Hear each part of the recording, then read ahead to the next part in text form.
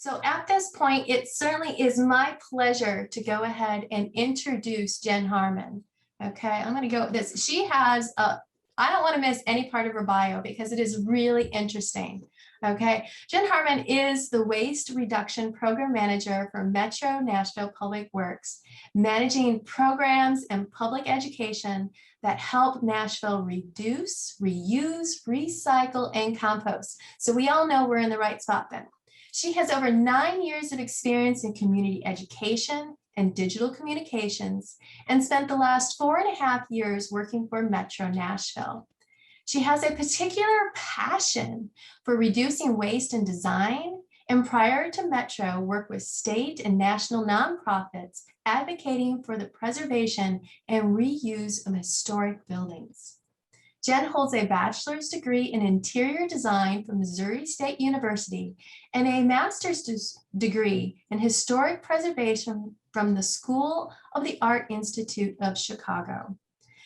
Today, she will be answering the what, the why, and the how of backyard composting. So I told you we were going to be interactive here, so I'm going to go ahead and kick it off with a poll. Okay. This is launching the poll right now. You should see a poll on your screen.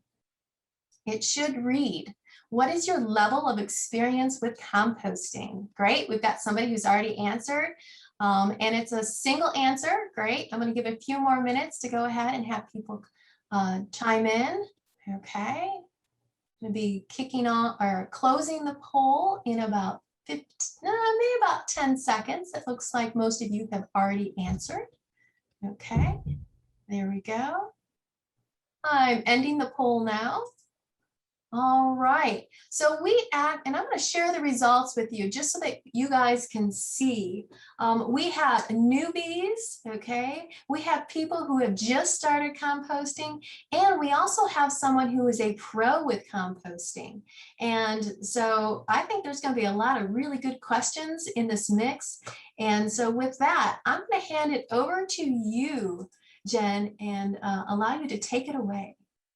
Awesome. Thank you so much, Rebecca. And I'm so excited to be here with you all today to talk about composting. Very excited that most of you are really new to composting. That is exactly what this presentation is all about. I hope by the end of it that those of you who haven't started or just getting started feel confident to just get out there, try it, and start composting, especially food waste. And our pro, please feel free to chime in the chat, any extra tips and tricks. You'll learn through this presentation. I'm a fairly lazy composter and I'm always learning something new as well. So we will get started today. We are going to talk about, first of all, what are the benefits of composting, what compost is, and then how you can get started composting at home. So let's jump right in. So first of all, why compost? Why do I care about whether or not you should compost? And that's in Nashville, 1/3 of what's being thrown in the trash is food and yard waste. And ultimately, all of that ends up in landfill. And when you send that type of organic material to landfill, it creates methane gas, which is a very powerful greenhouse gas.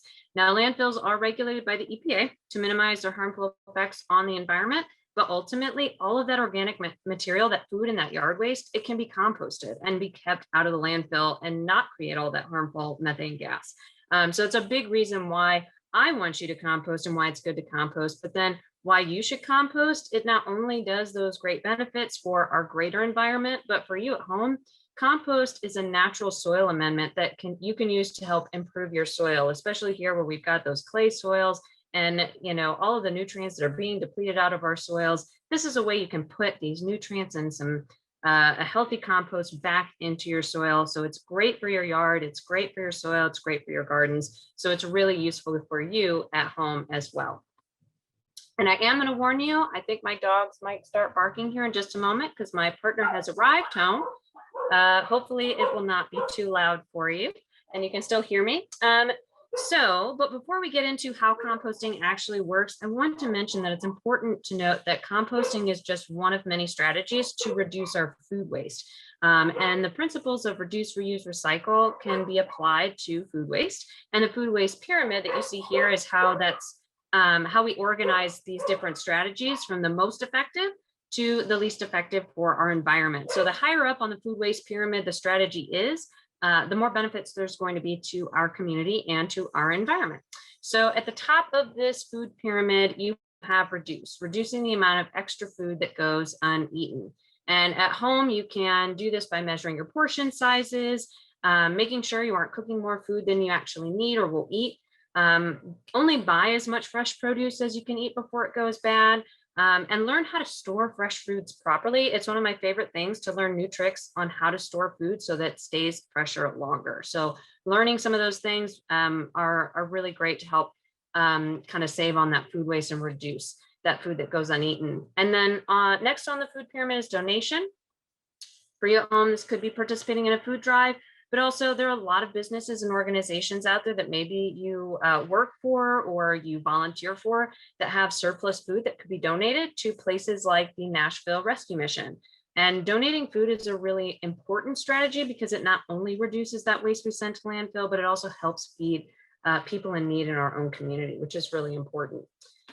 Food scraps that can't be donated, they can also be used to feed livestock. They can be used oil and grease can be used to make energy, such as biofuel. So there's a lot of options for food waste and for organic material to keep that food waste out of the landfill. But ultimately, if you can't do any of those strategies, you can still compost it. It doesn't need to go to landfill. You can create compost and use it in your yard or garden. Now, as a city, I do want to mention a little bit just about Nashville's Zero Waste Master Plan, because we are looking to these strategies in terms of how we manage our resources and how we manage our waste here in Nashville. As our goal is to reduce all waste that we send to landfill by 90% over the next 30 years. So this program, the National Zero Waste Master Plan, it does include increasing recycling programs. It includes reducing construction demolition waste. But one of the biggest impact areas of that plan is to reduce our food waste. With about like I said, about a third of our the waste that we're sending to landfill is food waste. So it's a huge impact area, and we can reduce that through food donation programs, through composting programs. We do have a long-term goal to incorporate food scrap collection curbside, but we're also trying to educate people about composting at home. So very excited to be able to share that with you all today and hopefully get some of you started composting. So what is compost? Compost is just the product that's made from the natural decomposition process of anything that was once alive.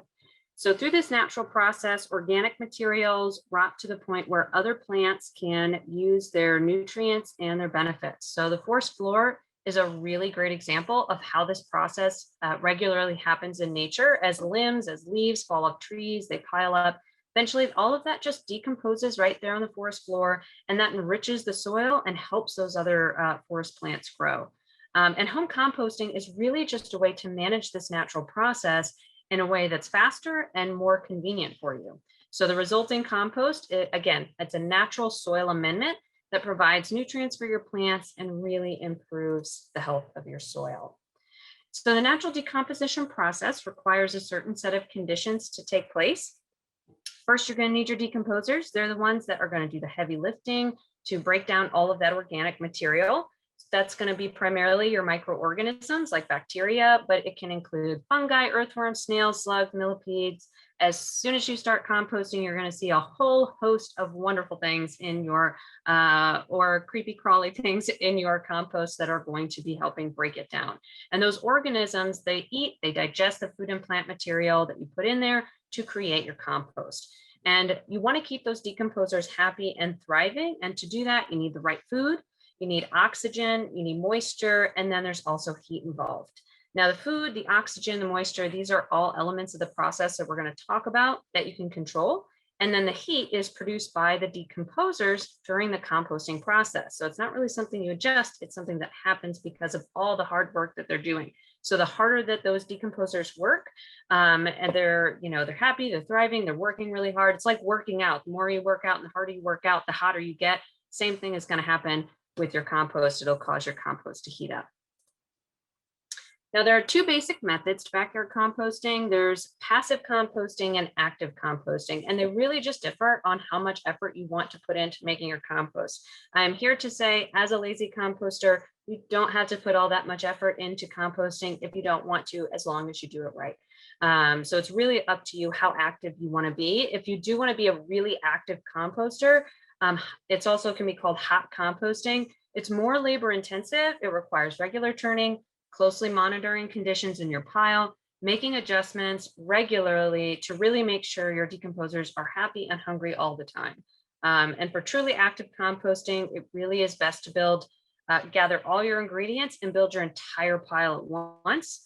Gives you a critical mass of material to get that process jump started and going really quickly.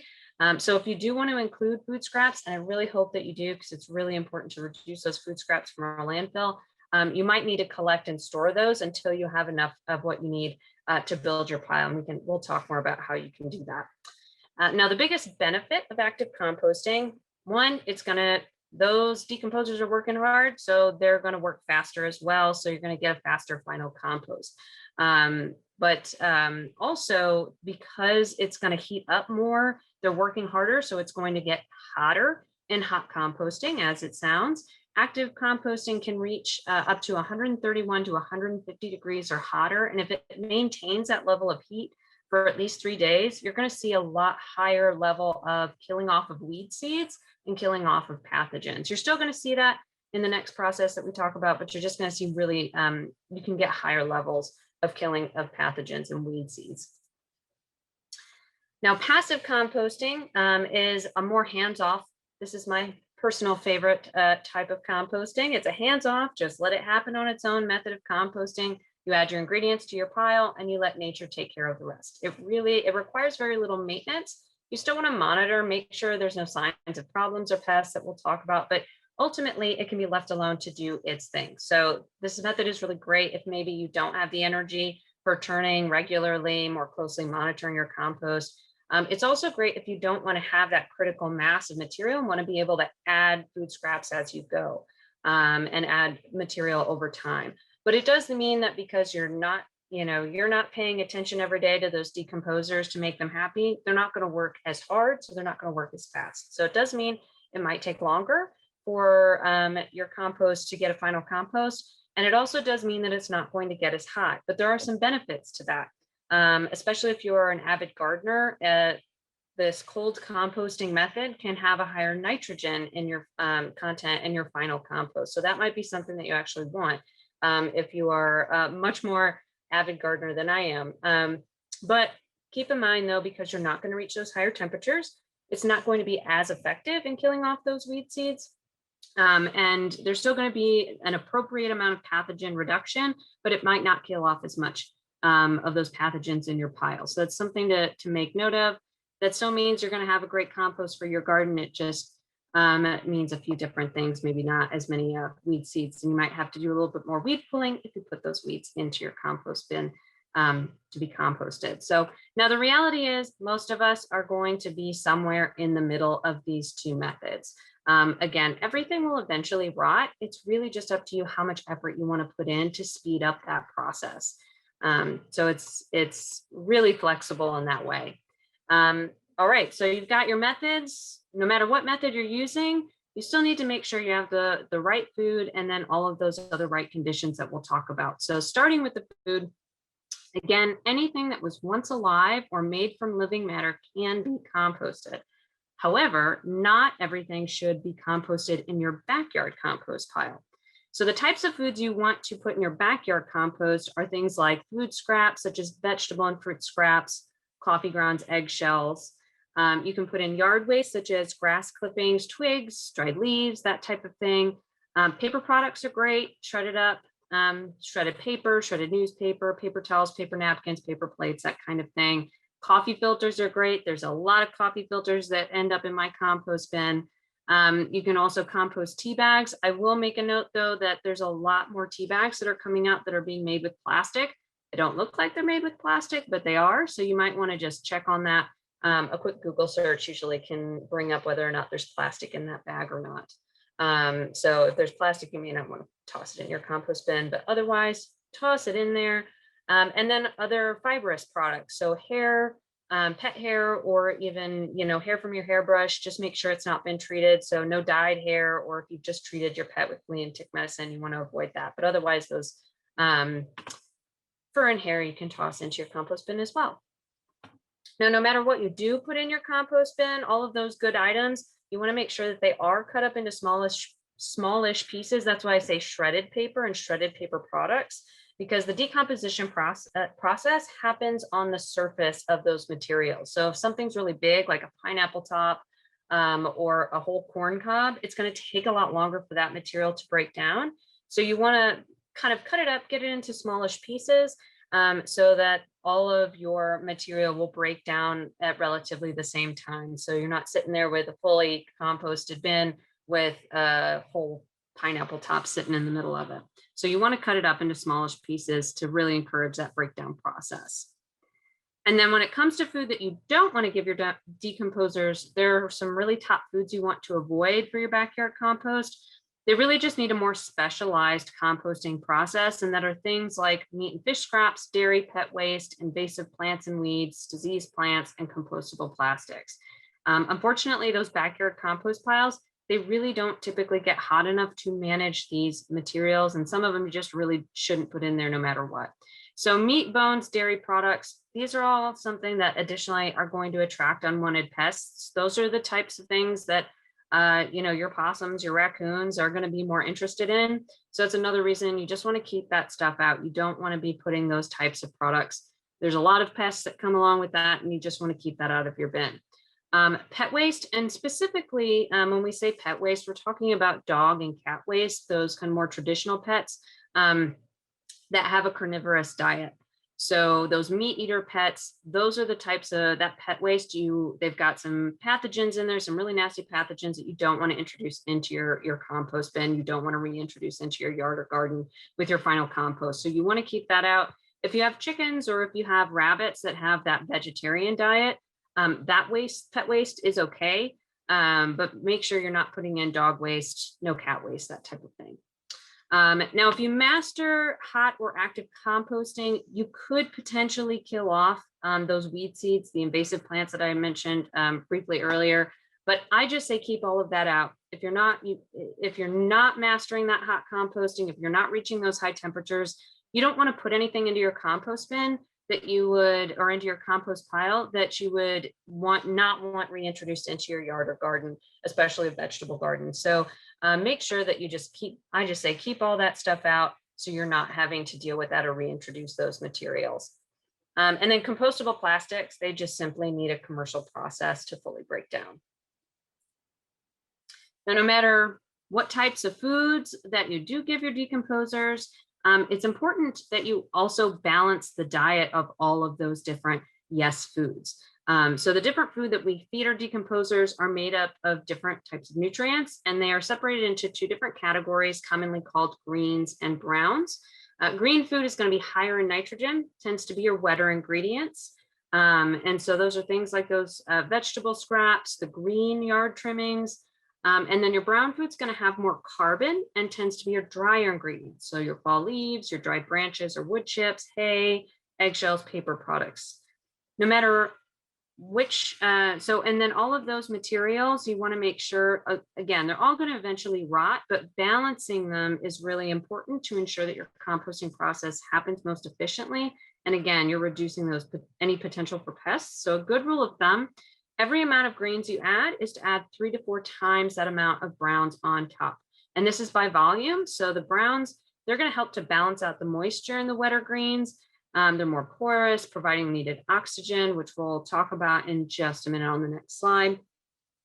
But we're talking about by volume. So you want to put, say, if you put 1 handful of greens into your compost bin, then you're looking at 3 to 4 handfuls of those browns on top to get that kind of a decent, a good balance of your ingredients.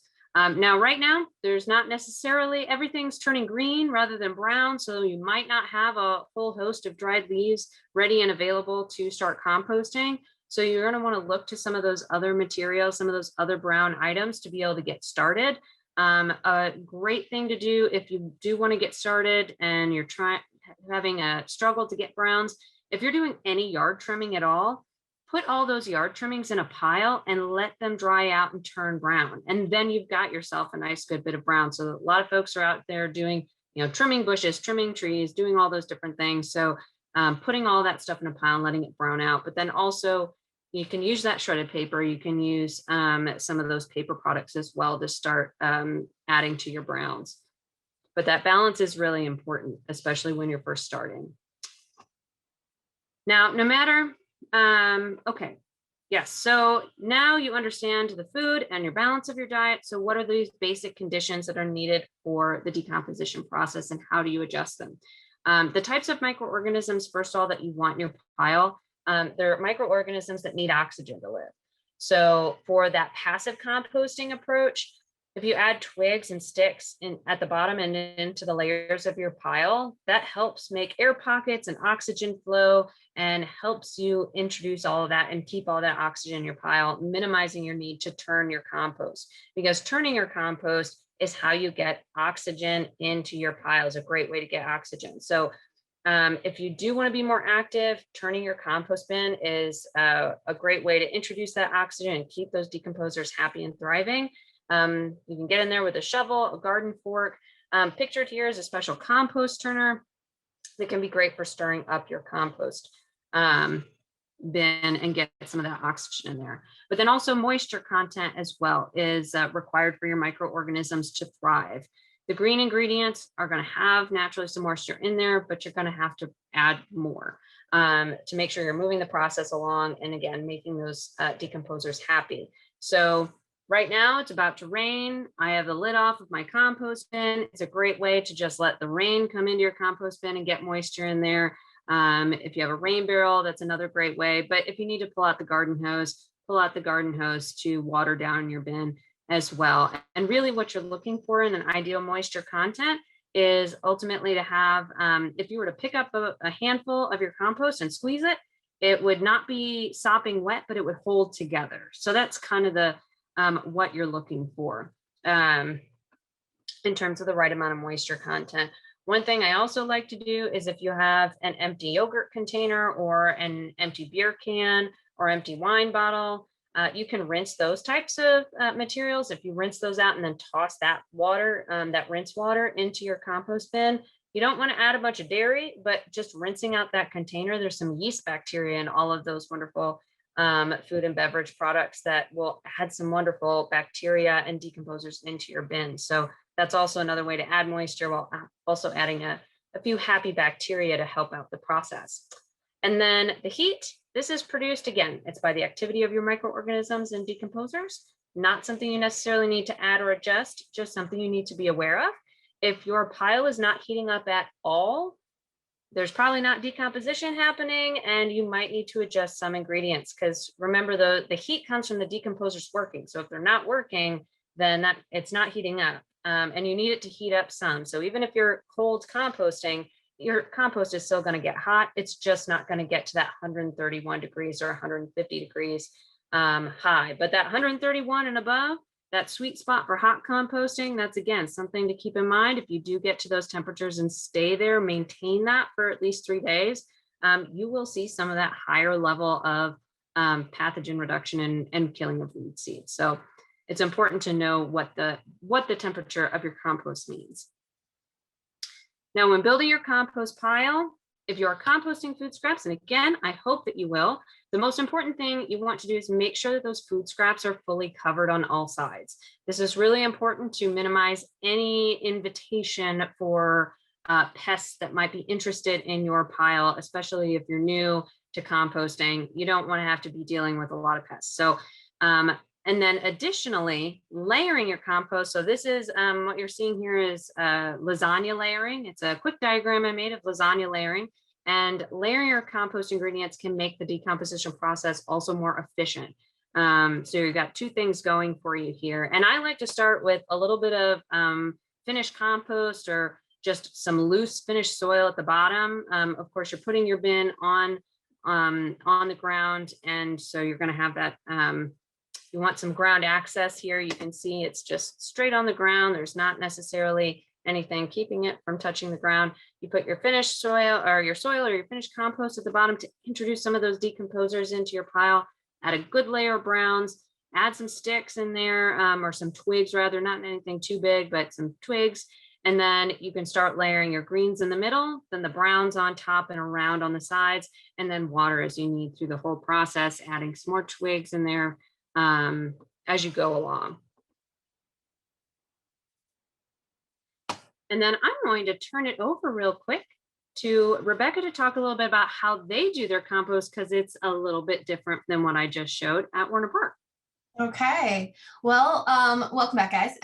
If you lose me for some odd reason, because I do hear the storm outside, so my compost is getting rained down pretty well right now. In any event, hopefully I'll get a chance to go through the next few slides with you. But as Jen mentioned, backyard composting typically falls between two different scenarios, two different methods. You have your passive continuous feeding on one side, and then you have your active batch method. And again, backyard composting normally falls somewhere in the middle, okay? And it's dependent on a number of factors. Number one of which is the amount of labor that you want to put in, okay? And how quickly you want it to decompose. At Warner Park Nature Center, we actually use a passive system, so it's cold, but it is in two different stages. So believe it or not, even though it's in two stages, it is relatively low on labor.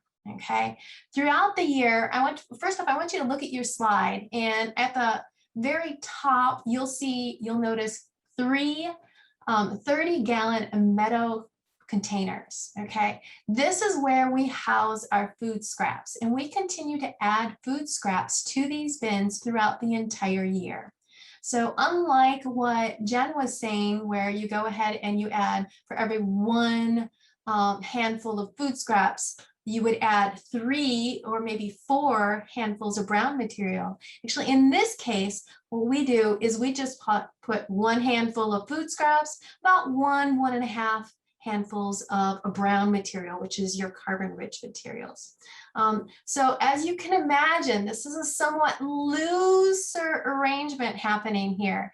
And so it's not going to hold together. It's going to get a little bit more moist. You're going to notice the decomposers a little bit more. Keep in mind that here at Warner Park Nature Center, we are an educational site, and lifting up one of those bins, that lids, it's an adventure for a lot of kids. So it's intentionally kind of soupy and kind of messy, and you get some really interesting fly larvae in there, as well as other decomposers. So the first stage is just collecting the food scraps, and they go into those metal bins. That third one all the way to the right traditionally has extra leaves in it that you can go ahead and toss in. However, sometimes we go through 2 bins through the summer with our food scraps, and we need to use that third bin for food scraps. In about July timeframe, what we do is we enter the second stage of our composting. We take all the contents of those, what's in those metal bins, and then we incorporate it into a standalone compost pile. So this now becomes a batch process, and we're no longer continuously feeding it. And then we allow it to just sit until November. Okay, so you may be wondering, what exactly is under that cover? Do we use the same lasagna approach that Jen mentioned earlier? So go ahead and advance the slide 1 for me, Jen. Thank you. So in this right here shows a typical cross section of what you would see in a Warner Park Nature Center compost pile. It is similar to the lasagna, but not quite the same. You'll notice that, look all the way down at the bottom of that compost pile, and you'll notice a black line. That actually is going to be the soil. Thank you, Jen. And then above that line, you're going to see a significant amount of, and let me go ahead and move the chat over so I can actually see. There we go. What you can have is you can have a significant amount of fall leaves. They're going to be the very first thing that we put on our compost pile. Now this is a little bit different, and I'm going to ask you in just a moment, after we go through all these layers, why we go ahead and we put down a significant layer of leaves. because it is a slightly different approach.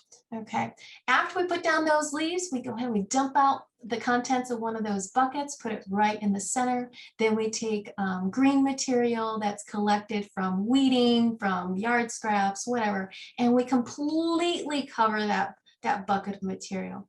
From there, we go ahead and we add another layer of leaves, and then we start the whole process again. We go ahead and we dump the second bucket on top, cover it with green material, and then round out the entire pile with all leaves, about approximately 2 to 3 inches. After that, we go ahead and water it well, and then we cover it up. And as I said, this is a batch process from here. It sits from July all the way to November. Okay, so in November, what we do is we uncover it, we rake it out, we turn it, we reform it, and then cover it back up. That's the work. And then we let it sit from there until January. And in January, that's actually when we finally sift our compost and we prep it for use in our greenhouse. So I'm going to ask you guys right now, please share in the chat, why do we have a thick layer of leaves on the bottom underneath the compost bucket of food scraps? And go ahead and give you 10, 15, maybe 30 seconds. Tell me why. Why do you think we might decide to do that? Any ideas? Okay. Oh, wait, you guys are so fast. Oh my God, they all just came in. Nitrogen content, air, to increase oxygen flow, to keep it insulated. Oh, all really good ideas. So kind of working on that insulated theme, we think in mind what that bucket looks like. It's been sitting, it might have been sitting there since spring, March, April, May, getting really warm, June, July. Okay, that is a interesting looking compost bucket. What's a decomposing thing? And we go ahead and dump that out. We don't want to lose all of those decomposers which are currently in that bucket. We want to keep those decomposers in the pile. So we actually put down that thick layer of leaves as kind of a barrier to keep all those good things from draining down into the soil. So it's a little different than a backyard composter where you actually want decomposers to come up and into your decomposing bed. In this case, we've got a lot of decomposers already, and we don't want to allow them to go down and into the ground. We want to keep them in there. Okay, so thank you very much. That is what we do here at Warner Park Nature Center. Oh, I love it so much. There's so many different ways, and I do want to throw that out there. There's just so many different ways that you can really approach composting. And I'm just giving you the basics to get you started, but there's so many options out there. And I love the way that you all do it. And I may have to try it at home myself. I don't know if my partner will be excited about a slop bucket, but I love the idea. So, all right. So, but speaking of why you might be a little hesitant to hear about all those decomposers in the fly larva, great learning experience. Absolutely awesome for kids and for students and for us adults as well. But it also means, you might not want that at home. So that's one of the reasons why we talk about this particular backyard composting process and the lasagna layering is to minimize those types of pests that you might not want to deal with at home. Or you might want to try it out. I don't know. But so your next step is to really monitor your compost pile once you've got it all built and you've started going. The first thing to note is odor. So if you're doing a compost pile, especially the way we're this lasagna layering, it shouldn't smell. It shouldn't smell like rotten eggs. It shouldn't smell like rotting food. It shouldn't smell bad. It should smell like earth. It should smell, just pretty natural, like more like soil than anything else. Kind of an earthy, or at least an earthy smell. So if it does start to smell rotten, like rotten eggs or something like that, it probably means that you don't have enough oxygen in your pile. It's too wet. Maybe you've got way too many food scraps in there to your carbon content to those browns. So you want to add more browns, add dry leaves, wood chips, stir that pile up, get that moisture content balanced out to, make sure you're not too wet and make sure you've got that oxygen flow that's going through it. to minimize that odor because it should not smell. And then all of those bugs, ants, flies, these are not bad things. These are decomposers that are doing good work for your compost. It's really, you want to start being concerned or want to look out for these in large numbers, and because that's not something you maybe want to deal with at home, especially if you have, so a couple of ants going to happen, a swarm of ants all over your compost bin. It happens. It usually means that your compost is just too dry. So get it that moisture in there, hose it down, or pour some moisture on top from your rain barrel, and that'll help kind of move those ants along, stir your bin up, so you don't have that big swarm of ants on top. Flies, similar but opposite. Flies are usually coming from it's too wet, you have too many food scraps or too many exposed food scraps. So keep that in mind. Just if you see a whole lot of flies, you're going to see flies. But if you see a lot of flies that are just more than you should be dealing with, then kind of check and make sure you've got your food scraps covered, and that it's not too wet of a pile. And then again, the rodents and those other kind of larger pests, if you will, those really are types of things that are going to be attracted to those meats, those dairies, the fats. So if you've got that going on in your compost bin, you want to make sure you're not doing that. That's going to potentially invite some of those friends to your compost bin. So as long as you're keeping that stuff out, you should be pretty good and not invite any unwanted folks that weren't already there, already in the neighborhood. So then when is your compost done? You're monitoring it, you're checking on it, things are working, you're keeping an eye on things. So there's really three main things. And of course, when it's done is going to depend on how active you are with your compost, right? If you're if you're working really hard and working on it and checking on it regularly and going after that more active composting approach, then it's going to be faster, but it might be a few months, half a year. Or if you are a little lazier like I am, it might take a year process or a couple of years even. But you're going to know by the smell, the look, and the temperature of your compost. So first off, it's going to smell pleasant and earthy again. And then also second, the food and plant material, it's going to be decomposed. You're going to be able to see that difference. It's not going to look like it did when you first put it in your bin. It's going to look kind of like what it does on the screen. It's a fully decomposed material, looks more like soil. You might see a few larger pieces of material. If you had a larger stick in there, if you threw a pineapple top in there, those things might not be fully broken down, but the rest of it will be. And it's going to, again, look more like soil. And then also, if it's fully decomposed, going back to that heat idea, those decomposers, if they've got nothing to do, then they're not working and your compost isn't heating up. So your compost is going to stay at air temperature, even if you turn it, because there's nothing for those decomposers to do and they've moved on to find some food somewhere else. So your compost will stay at air temperature. Now, once you get started, I will say after you've done composting a little bit, you'll be able to tell once it's done. You'll get used to what it looks like, what it smells, and where you're at. And once you have that finished compost, what you're looking at really is a stable compost. So stable, it's done the decomposition process, but now it's time to let it mature. And letting it mature is really just letting it sit for a couple of months, and it'll just make it even the more healthier for your soil. You don't want to let it sit for years at a time. You do want to make sure you can store it for an amount of time, but you don't want to let it go too long. But a few months, it's going to make it really healthy for your soil, and it'll have a nice mature compost to use. Now, if you're just really unsure and you want to do a quick test, I recommend a quick germination test, or fairly quick. So you get a couple of containers and fill them with moist compost, a couple of containers, fill them with moist soil, throw some fast germinating seeds in there like radishes, and then cover it. Make sure you've got that moisture contained, and then check back in 5 to 7 days. If you've got significantly more germination in your soil than you do in your compost, then maybe your compost needs a little bit longer before it's done and before it's mature and ready to go. And then you're ready to use it. So there's a lot of applications for using compost. As a natural soil amendment, I can't say that enough through my presentation. There's all kinds of applications for your yard and garden.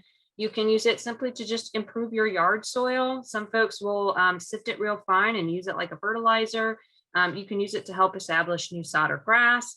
It's great to mix in any garden soil, your flower gardens, your vegetable gardens, all of those applications you can use compost for. And the benefits of doing that, again, it's going to improve your soil quality, but it's going to do that by improving the mobility of air, water, and nutrients in the soil. So it's going to help that air, that water, and those nutrients to get to your plants.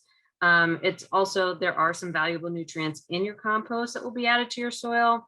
It will also make other nutrients more available to your plants. Again, so that mobility, getting all that stuff, the good stuff to your plants is what it's going to do. It can remove the need for synthetic fertilizers. I think, Rebecca, you mentioned that earlier. And then also, one of my favorite things, it helps your soil retain more moisture so you don't have to water as often, which is really great, especially when it gets really hot here in the summers and there's not as much rain. All right. So, and then before you use your compost, you don't necessarily have to go crazy with screening your compost. The most important thing you want to do is just make sure you're picking out anything you don't want introduced back into your garden. So you want to make sure you're picking out any of those large chunks that you can, you know, throw those pieces back into your next compost pile to let them keep decomposing with your next pile. But you want to make sure you pull those out. The stray produce sticker here and there, it'll happen. Pull those types of things out. Make sure you aren't putting that back into your garden or your yard. But then also, depending on what application, you can get a compost screen.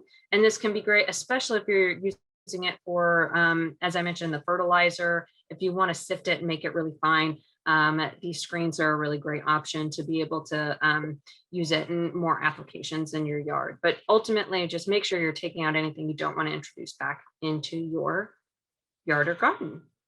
And I'm going to turn it back to Rebecca again, really quick, to talk about how they use their compost. And this is going to be really quickly. What you're looking at is 3 photographs that I took this spring of our seedlings. And our seedlings are grown from seed, and you guessed what they're grown in. They are grown in our compost, and it's sifted compost. And so really, compost is the key ingredient to our organic garden. So I couldn't say that it's the key ingredient. Okay, and then, oh, my controls, here we go. All right, so now you're ready to get started. A couple notes on choosing a compost bin. There are a lot of options out there, so I just wanted to hit on a couple of them. The one in the bottom left-hand corner is the Earth Machine compost bin. I'm going to give one of those away here in just a minute to one of you lucky participants today. But this is a great starter compost bin. It's open on the bottom, it's got a lid on the top, and it's also got a lid on the side. So especially if you're doing that more lazy composting, as I like to call it, or that passive composting approach, it's a great bin to be able to add material in over time. And then as that material starts to finish, you can pull it out the bottom and move it over to fully finish and stabilize and mature. So you can kind of just keep that rotation process going. So it's a nice starter bin for your backyard. It's also great at keeping any kind of unwanted things away, because it's, you know, open bins or DIY bins that are more open can invite things that are just more accessible, if you will. So this is nice and contained, especially if you've never done it before and are a little bit nervous about those types of aspects. Again, if you're putting the right things in and covering those food scraps, you're going to be fine. But that's also a nice aspect of this bin. The one in the middle is a batch composter. It's a tumbler. So that does mean you can see it's not sitting on the ground. So there's not that soil that's already in it. So you do have to add your decomposers in there, and you also add all of your material at once, and then you close it up, and that's it. It's a batch. You're not touching it. You're not adding any more material over time. So you put all of it in at once and then let it go until it's done. The nice thing about these that I do like is that there are smaller versions. So if you don't have a big yard, or if you have like maybe a patio or something, you can still compost even if you don't have a yard, which I like about it. But there's that is an option for you as well. And these come in all kinds of sizes. But there's also the DIY option. You can build a whole 3-bin system if you're ready to get going and just go all out, and you can DIY all kinds of different styles of bins. The 3-bin system is a great option if you want to have different stages of compost going at once. That's a great option to have one that might be you're adding to it. The next one might be cooking, and then you've got fall leaves or maturing compost in another bin. There's all different ways to set those up. or you could just build a single bin yourself as well. I do want to note that you don't need a bin to compost. If you're just composting yard waste, you could do that just in a pile. You don't need a bin to get started doing that. I will say if you're composting food scraps, if you're in these urban areas, if you're in the Nashville area, your neighbors may not want you composting food scraps in an open pile. So keep that in mind. But if you have a whole lot of land, you know, and you're out and you don't have close by neighbors, you don't necessarily need a bin. The bin is really there just to kind of help keep things contained, keep things clean and neat, and have those kind of separated spaces for your compost. And then for inside, if you are going to compost food scraps, you're going to want to have a container to collect them, mainly because you don't want to necessarily have to take these out every single day. There's a lot of different options. There are countertop options. You can also just DIY it and get a coffee can. You can also get a bin and put it in the freezer. So all different types of options out there. And then I do just want to quickly mention that there are some products out there that are starters, that are activators. There's all these different products on the market. And folks will ask, well, do I need this to get started? You don't. It's a natural decomposition process. You have all the materials you need at home, so you don't necessarily need any of those products. A lot of them are there for adding nitrogen, which you can do with food scraps or any of those green materials, or adding decomposers, which you can do with soil or beer. This Yazoo Pale Ale is rinse that beer can out and toss it in there. Any of those types of things, you've got those materials at home all ready to get started. And I see we are kind of getting close on time, so I'm going to kind of breeze through as quickly as I can because we are here at our compost quiz. So this is an opportunity for one of you to win an Earth Machine compost bin. And I've got 5 quick questions. We're going to power through this as quickly as possible. If you go to menti.com and type in 2922-2663, and I am going to plug that in to the chat real quick. So www.menti.com. And then if you put these numbers in there so that you can plug them in, and that's how you can access our game. Thank you. You are already on it. And I'm going to get us there. All right. We've got a few of you joining already. 1, 2, 3. We've got a burger. We've got a penguin. We've got a secret agent. And I will give you just one more second to hop in while I explain how to do this game. So it's going to be 5 true false questions, and you're going to try and answer as fast as you can. The faster you answer, the more points that you get. And whoever has the most points at the end is going to win an Earth Machine compost bin. So with that, again, true, false, really easy. Only 3 of you on right now. There are more of you here. I'm going to go. We're going to have to start because we are on time. And so the 3 of you are going to compete. And here we go. Answer fast to get more points. True or false, it's a good idea to put meat in your backyard compost bin. You've only got 10 seconds. Is it true or false? That's a good idea to put meat. All right. Bad idea. Excellent. Do not want to put meat in your compost bin. Attract possums. Maybe you want possums. I like them. I think they're cute. All right. Raccoons. Monica is in the lead. All right. Who is? All right. Answer fast to get more points. True or false? You should feed your decomposers a balanced diet, and that includes 3 parts browns to 1 part greens, roughly. All right. True. That is right. Excellent. I flip-flopped the browns to greens and you all caught it. That's excellent. You want a balanced diet. All right. We've got a few more folks with us. That's fabulous. All right. Here we go. All right. Libby has moved to the lead. Question 3 of 5. It's still anyone's game. Answer fast to get more points. True or false? Anything that was once alive will decompose and can be composted. All right. True or false? Anything that was once alive and will decompose and can be composted. And the answer is true. This is a little bit of a trick question. Anything that was once alive will decompose. It can be composted. You just may not want to put it in your backyard compost bin. All right. Okay, we're flip-flopping here. Libby is still in the lead. We've got 2 more questions. All right, true or false? You have to stir your compost every day. Is it true or false that you have to stir your compost every day? All right, y'all are answering so fast and correct. No, you can be as lazy as you want to be. All right, where are we at? This is a very close game. Very close. Okay, Libby is still in the lead. Our last question, answer fast to get more points. True or false, adding a little beer to your compost bin can be good for your compost.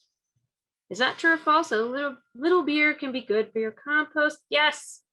This is why I mentioned it a number of times. You all caught on to that. Excellent. Who is our winner? All right. Okay.